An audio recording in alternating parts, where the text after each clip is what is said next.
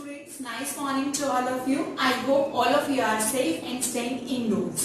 This is Sugandh from MLN family and today we will do part 2 of the chapter Discovering Tat, the saga continues. हम इससे पहले अपने half chapter की जो video है वो हम कर चुके हैं एंड सो अब हम अपने सेकंड पार्ट की वीडियो करते हैं. So let's do line to line explanation of the remaining chapter. Archaeology has changed substantially in the intervening decades, focusing less on treasure and more on the fascinating details of life and intriguing mysteries of death. Archaeology यानी कि जो पुरातत्व चीज़ों का जो अध्ययन करते हैं उन्होंने बहुत ज़्यादा चेंज आया उन चीज़ों के, सदियों के बाद उनमें बहुत ज़्यादा चेंज आया है. अब जैसे खजाना है, सोना है, वो इन सब चीज़ों के ऊपर बहुत ज़्यादा कम इनका फोकस होता है एंड उनका सबसे ज़्यादा फैसिनेटिंग मतलब वो आकर्षित होते हैं.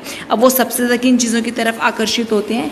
डिटेल्स की, लाइफ की डिटेल्स के बारे में और बहुत सारा जो इंट्रिग, जो षड्यंत्र वाली जो मिस्ट्रीज़ होती हैं उन सब चीज़ों के बारे में. जैसे कि जो ये चैप्टर है ये भी किस चीज़ के बारे में है कि जो किंग टट है उसकी डेथ क्यों हुई थी, ऐसा क्या रीज़न था कि उसकी डेथ इतनी ज़्यादा जल्दी हो गई थी. It also uses more sophisticated tools including medical technology, और ये बहुत ज़्यादा सोफिस्टिकेटेड टूल्स भी फाइंड आउट करते हैं कि उसके अंदर क्या क्या होता है, जिसमें मेडिकल टेक्नोलॉजी वगैरह भी शामिल है. And in 1968 more than 40 years after Carter's discovery, Carter की डिस्कवरी के 40 साल के बाद एक anatomy professor x-rayed the mummy, उन्होंने एक्सरे किया था मम्मी का and revealed a startling fact. And उन्होंने बहुत ज़्यादा एक दिखाया था एक अमेज कर देने, हैरान कर देने वाला fact. beneath the region that cakes his chest, his breastbone and front ribs are missing. कि जो उनकी जो किशमिश वाली जो चीज़ें लगी हुई थी उनकी चेस्ट के ऊपर एंड जो उनकी ब्रेस्ट की बोन थी, जो फ्रंट की जो कुछ हड्डियाँ थी, रिब्स थी, वो क्या था उसमें से मिसिंग था. Today diagnostic imagining can be done with computer tomography. आज के टाइम के अंदर क्या है, ये जो सीटी स्कैन है उसके जो हम इमेजिनिंग करते हैं बॉडी के अंदर क्या हो रहा है, और सीटी स्कैन जिसे बोलते हैं, by which hundreds of x-rays in cross section are put together like slices of breads to create a 3-dimensional virtual body. And उसके अंदर से बहुत सारी एक्सरेज जाती हैं, 100 ऑफ एक्सरेज जाती हैं बॉडी के अंदर से, एंड जैसे ब्रेड की स्लाइस होती है इतनी ज़्यादा पतली पतली रेज आती हैं ताकि वो 3-dimensional वर्चुअल बॉडी को क्रिएट कर सकें. What more would a CT scan reveal the of Tut than the x-ray. एंड एक्सरे से भी ज़्यादा क्या चीज़ ऐसी है जो इतने उससे भी ज़्यादा टट के बारे में बता सकती है. And could it answer two of the biggest question still lingering about him. एंड सबसे ज़्यादा अभी तक भी जिन क्वेश्चन के ऊपर सबसे ज़्यादा अनसोल्ड जो चीज़ें थी, लिंगरिंग मतलब अनसोल्ड जो चीज़ें थी, अनसुलझी जो चीज़ें थी, कि how did he die and how old was he at the time of his death, कि वो मरा कैसे था और वो कितना बड़ा था जब उसकी डेथ हुई थी. सो स्टूडेंट्स, अभी मैं आपको कुछ एक पिक्चर्स दिखाना चाहती हूँ, जैसे कि सीटी स्कैन की, मम्मी की, इजिप्ट के मैप की, ताकि आपको ये चीज़ें थोड़ी सी अच्छे से आपके माइंड में ये चीज़ें क्लियर हो. The saga continues. क्या हम कुछ पिक्चर्स देखते हैं. ये देखो स्टूडेंट्स, जो ये है ये एक मम्मी की पिक्चर है, जैसे जो मम्मी होते हैं, जो किंग टट थे, जब वो टीनेजर थे 13 to 19 ईयर्स में जब वो मरे थे. तो ये एक जैसे कि मैंने आपको बताया ही था कि एक पावरफुल फैमिली से बिलोंग करते थे. तो जो उनके स्टैचूज़ होते थे वो इस तरह से होते थे. एंड ये पूरे के पूरे इजिप्ट की फ़ोटो है. अफ्रीकन कॉन्टिनेंट के अंदर इजिप्ट कहाँ है, ये पूरा का पूरा उस चीज़ के बारे में है. ये मैप आ गया, जैसे कि जो कब्रिस्तान था उसको बोलते थे वैली ऑफ द किंग्स. तो इजिप्ट के अंदर जो हमारा मैप दे रखा है उसके अंदर भी दे रखा है. सो यहाँ पे इसका डिटेल्ड मैप है, जैसे ये इजिप्ट है और इजिप्ट के बाद कहाँ पे किंग ऑफ वैलीज है. Okay, this is the picture of CT scan. That is CT scan का मतलब क्या होता है, कंप्यूटेड टोमोग्राफी स्कैन. तो जो मशीन होती है, जैसे आज के टाइम में भी पेशेंट्स को लेके जाते हैं तो वो इस तरह से अंदर लेके जाते हैं पूरी की पूरी बॉडी को. तो ये सीटी स्कैन की मशीन है. उसी टाइम जो मम्मी की को भी सीटी स्कैन के लिए दिया गया था. ओके, सो ये क्या है, ये उन मम्मीज़ की पिक्चर होती हैं. जैसे सीटी स्कैन को जब टट की बॉडी लेके गए थे तो उनको इस तरह से 3 लेयर में रखा गया था. मैंने आपको बताया भी था 3 नेस्टेड लेयर्स से, तो वो इस तरह से थी. एंड जैसे उसको पत्थर का बना देते हैं, सॉफ्ट बना देते हैं, वो चीज़ें ऐसे होती हैं. उसके जैसे कुछ ये यहाँ पे स्टैचूज़ दे रखे हैं उनके. ओके, ये तो बुक के अंदर मेंशन है, टट्स फादर क्या थे, मिस्टीरियस रूलर वगैरह। सो आई होप आपको ये चीज़ें अच्छी लगी होंगी। से ये जैसे सीटी स्कैन का डिटेल्ड वो है, सैम्पल टेबल होता है, ये मैग्नेट होता है, किस तरह से वो हमारे बॉडी के अंदर से लेज़र की चीज़ें जाती हैं। ओके, सो स्टूडेंट्स ये यहीं तक था। King Tut's demise was a big event even by royal standards, कि जो किंग टट की जो डेथ थी ना वो एक बहुत बड़ा इवेंट था, एंड सबसे ज़्यादा एक शाही परिवारों में भी बहुत बड़ा इवेंट था। He was the last of his families line, वो अपने परिवार की लाइन का एक आखिरी मेंबर था। And his funeral was the death Ratle of a dynasty, and उसकी मौत होना एक तरह से अंत था पूरे के पूरे साम्राज्य का। रेटल मतलब एक अंत, एंड ऑफ किस चीज़ का, पूरे के पूरे डायनेस्टी, पूरे के पूरे साम्राज्य का। But the particulars of his passing away and its aftermath are unclear, लेकिन वो गया क्यों एंड उसके जैसे डेथ के बाद क्या हुआ, ये सारी की सारी चीज़ें क्या थी, अभी भी सुलझी हुई नहीं थी, अभी भी अनक्लियर थी। एमेनहोटेप थर्ड, टट्स फादर और ग्रैंडफादर। एमेनहोटेप थर्ड कौन थे, या तो ये टट के फादर थे या उनके वो दादाजी थे। वो अ पावरफुल फेराओ, बहुत ज़्यादा ये शक्तिशाली राजा थे। Who ruled for almost 4 decades, जिसने करीबन मतलब 4 सदियों तक इस चीज़ को क्या किया, रूल किया। At the height of the 18th dynasty golden age, and 8 मतलब 18वीं शताब्दी के अंदर, साम्राज्य के अंदर गोल्डन एज के। हिज सन एमेनहोटेप फोर्थ, और जो इनका बेटा था, इनमें ये पता नहीं है जैसे कि ये फादर थे या ग्रैंडफादर थे, उन्होंने succeeded him and initiated one of the strangest period, उन्होंने शुरुआत की एक बहुत ज़्यादा अजीब से पीरियड की history of ancient Egypt, Egypt के इतिहास में। The new pharaoh promoted the worship of Aten, क्या उन्होंने नई शुरुआत की कि जो नए राजा बने उन्होंने प्रमोट किया एटन की वर्कशिप को, एटन की पूजा को। द सन डेस, जैसे कि हर कोई इंसान अपना अपना देवी देवता होता है, तो इस तरह से जो नए जो एमेनहोटेप IV थे, इन्होंने क्या किया, एक नई चीज़ की शुरुआत की कि इन्होंने एटन की पूजा करनी स्टार्ट की। ये एक सूर्य का प्रतीक था। चेंज्ड हिज नेम टू अखेनेतन, और इन्होंने अपना नाम भी चेंज कर लिया एमेनहोटेप से अखेनेतन, और सर्वेंट ऑफ द एटन, या फिर सर्वेंट किस चीज़ का, सूर्य का। And move the religious capital, और जो सबसे बड़ी वहाँ की धार्मिक राजधानी थी, कैपिटल थी, ओल्ड सिटी ऑफ थेब्स से उसने क्या किया, उस कैपिटल को भी अखेतातन में शिफ्ट कर दिया। नॉन नाउ एज अमरना, अब उसका नाम है Amarna. He further shock the country, उन्होंने फर्दर और भी ज़्यादा कंट्री को शॉक दिया। कैसे, by attacking Amun, a major god, जैसे उस टाइम जो सबसे बड़े भगवान माने जाते थे अमून, उसको उन्होंने अटैक किया और एक नए भगवान को उन्होंने मनवाया, जिससे लोगों से खुद भी माना। तो इसके ऊपर उनके जो मंदिर थे उसके ऊपर इन्होंने अटैक कर दिया। स्मैशिंग हिज इमेजेस, जो उनकी मूर्तियाँ थी उनको तोड़ दिया। क्लोजिंग हिज टेम्पल्स, मंदिरों को बंद कर दिया। It must have been a horrific time, तो ये बहुत ज़्यादा डरावना टाइम था। सेड रे जॉनसन, रे जॉनसन कहते हैं, director of the university of Chicago research center in Luxor. तो ये कौन थे, ये शिकागो रिसर्च सेंटर की जो डायरेक्टर थे रे जॉनसन, उन्होंने बताया इन लग्जर, लग्जर में, जो कि साइट ऑफ एंशिएंट थेब्स की, ये प्लेस का नेम है, जैसे उसकी एक साइट है।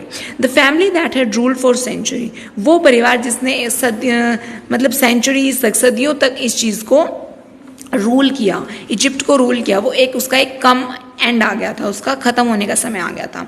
एंड देन अखेनेतन वेंट लिटिल वेकी, एंड उसके बाद एक तरह से जो अखेनेतन था वो थोड़ा सा पागल सा भी हो गया था। वेकी मतलब पागलपन। After Akhenaten's death, a mysterious ruler named Smenkhkare appeared briefly. Akhenaten की डेथ के बाद क्या कौन आया, एक मिस्टीरियस, जिसके बारे में जैसे गुप्तचर काइंड ऑफ एक रूलर था, वो आया जिसका नाम था स्मैनखेरे। वो क्लियरली दिखा and exerted with hardly a trace. And exerted मतलब कि वो आया और वो मर गया, मतलब अपना कोई निशान छोड़े, मतलब किसी को पता ही नहीं चला कि वो कब आया और कब वो चला गया। And then a very young Tutankhaten took the throne, and उसके बाद बहुत ज़्यादा यंग ट्यूटनखैतन आया, जिसने कि थ्रोन मतलब जिसने कि जो सीट थी, गद्दी को संभाला। किंग टट, अब इसी का जो ये ट्यूटनखैतन है, इसका शॉर्ट नेम क्या है, Tut. As he widely known today, जिसे आज तक भी यही जानते हैं.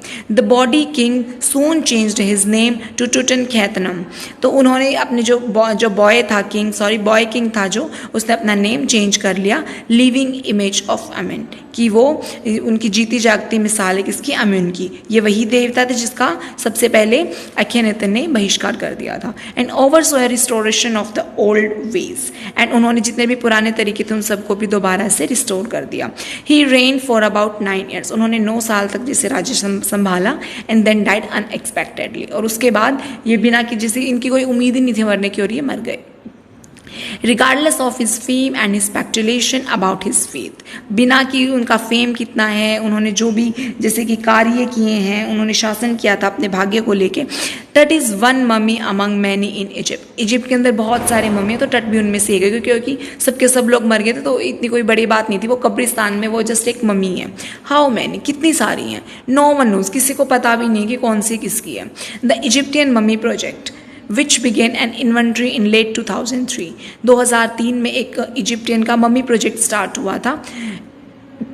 Heads recorded almost 600 so far, जो कि करीबन उन्होंने 600 जो मम्मी था उनका रिकॉर्ड तैयार किया था. उन्होंने उसका जैसे उसके बारे में डिटेल एक्सप्लेनेशन उन्होंने पता करने की कोशिश की थी, और वो अभी भी चल रहा है. मतलब the next phase scanning the mummies with the portable CT machine. उसके बाद जैसे मम्मीज की स्कैनिंग होती थी सीटी स्कैन से, डिनोटेड बाय द, वो सीटी मशीन किसने डिनोट की थी, national geographical societies and Siemens. Its manufacture, इसके जो मैन्युफैक्चरर थे नेशनल जोग्राफिक सोसाइटी ने सीटी स्कैन मशीन को क्या किया था, डोनेट किया था. King Tut is one of the first mummies to be scan, and King Tut उनमें से पहली मम्मी थी जिसकी स्कैनिंग होनी थी.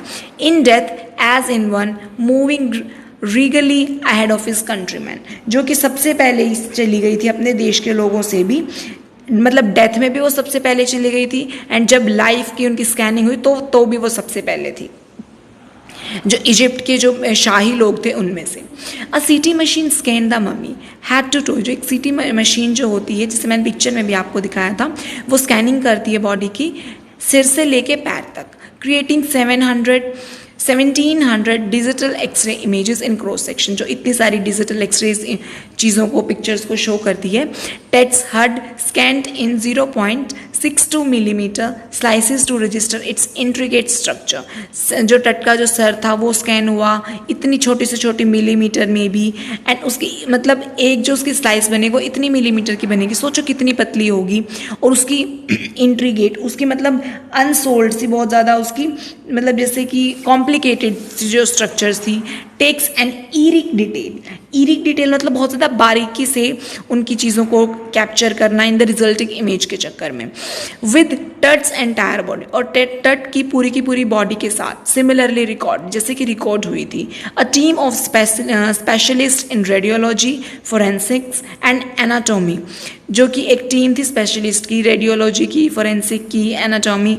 उन्होंने क्या किया, पता लगाने की कोशिश की the secrets that the winged goddess of gilded burial shrine protected for so long, कि इतने सारे टाइम के बाद जो ये सीक्रेट्स उन्होंने पता लगाने की कोशिश की, तो वो अभी तक भी गिल्डेड ब्यूरल जो ये शाइन कर रहा था, उसका जो अभी तक भी जो उसका कफिन था वो बहुत ज़्यादा शाइन कर रहा था, कि इसको किसने किस तरह से उसको प्रोटेक्ट किया गया है, किसने ही इसको शायद एक विंग मतलब जैसे परियों वाली गॉडेस ने शायद उसको प्रोटेक्ट किया हुआ है.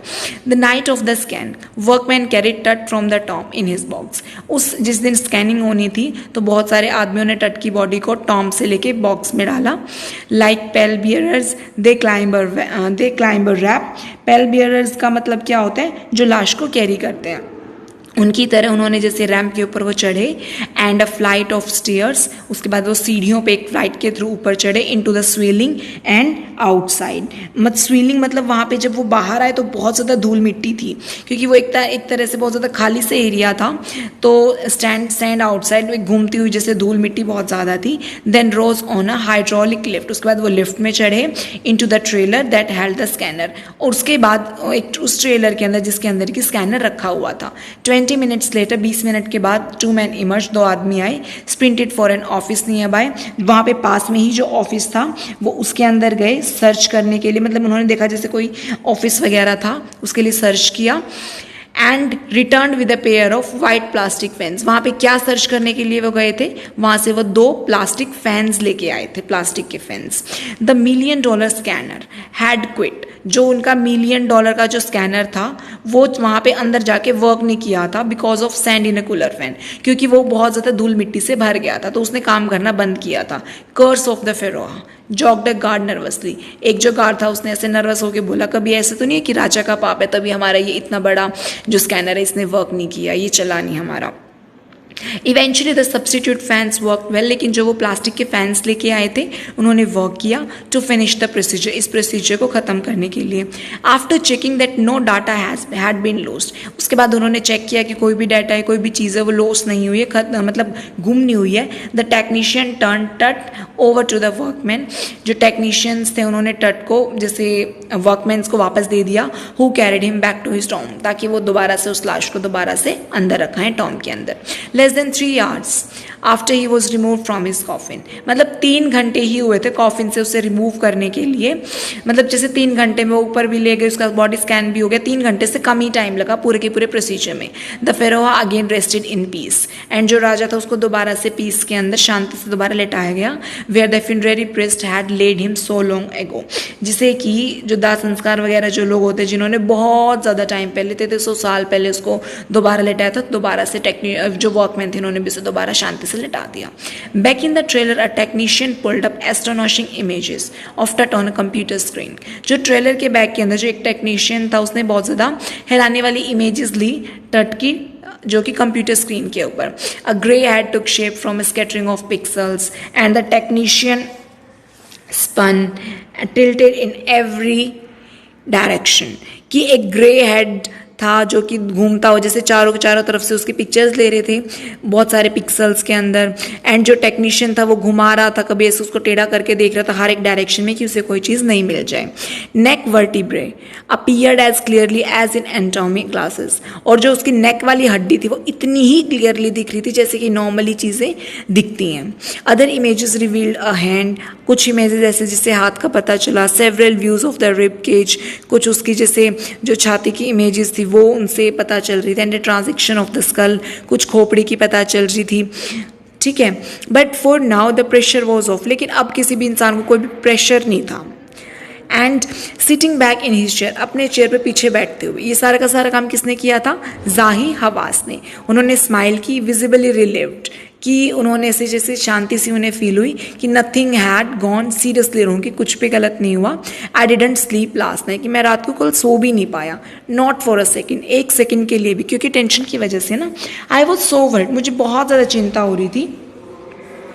But now I think I will go and sleep, लेकिन अब मुझे लगता है कि अब मुझे चले जाना चाहिए और मुझे आराम से सो जाना चाहिए, ठीक है। तो ये उसकी इमेज दे रखी है, मुरल मतलब पेंटिंग किंग टट के टॉम की, जिसके अंदर वो किंग टट है वो ऑस्ट्रिच के साथ उनकी इमेजिनरी पिक्चर जो बनाई गई है। इमेजिनरी पिक्चर मतलब जो मरने के बाद जो गॉड होता है उनके साथ। By the time we left the trailer, उसके बाद हमने जैसे छोड़ दिया उन सब चीज़ों को।